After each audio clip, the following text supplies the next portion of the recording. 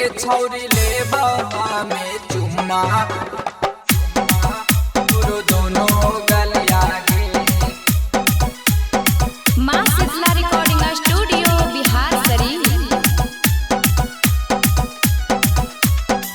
दूधावा के छलिया खैब होठो के तोरा होठा लालिया गे। दूधावा के छलिया खैब होठो के तोरा होठा लालिया गे। तगे छौरी ले हमें चुम्मा तोरो दोनों गलिया गे। गे छौरी ले हमें चुम्मा तोरो दोनों गलिया गे। तोरो दोनों गलिया गे।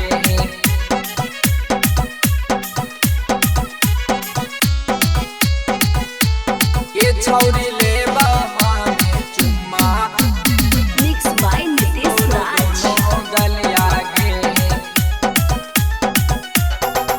गोरही सुनार छौरी औरो तू हसीन गे।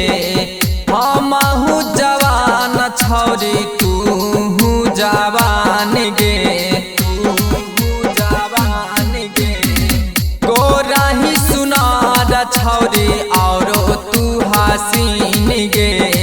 हमहू जवान छौरी तू जवान गे। तोरा के देखी छौरन सभे मारा हकलाइन गे।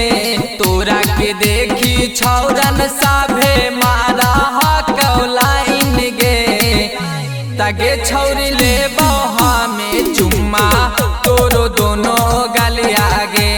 गे छौरी ले हमें चुम्मा तोरो दोनों गलिया गे। तोरो दोनों गलिया गे।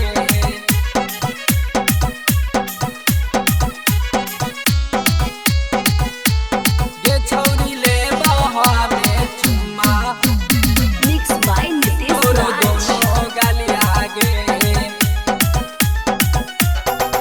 हुरिया नमोल के तू ही धाड़ा कान गे। तोहरे में बासो हो जान और पारान गे। जान और पारान गे। हुरिया नमोल के तू ही धाड़ा कान गे। तोहरे में बासला जान और पारान गे। गोविंद बिहारी साथो जजता लेके जइबौ भाग गे। गोविंद बिहारी साथो जजता लेके जइबौ भाग गे। तगे छौरी लेबौ